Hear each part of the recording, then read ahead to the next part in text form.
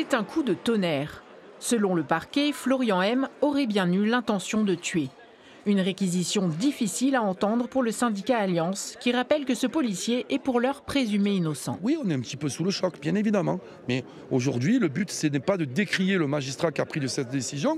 C'est historique de voir un policier qui va passer aux assises dans le cadre de l'exercice de ses fonctions. Il y a des tas d'éléments d'enquête dont j'ignore la teneur puisqu'il y a un secret d'une instruction, ce qui ne me permet donc pas de pouvoir avoir un avis réel sur les conditions précises dans lesquelles mon collègue est intervenu. Le 27 juin 2023, à Nanterre, Naël, 17 ans, est au volant d'une voiture de sport, sans permis.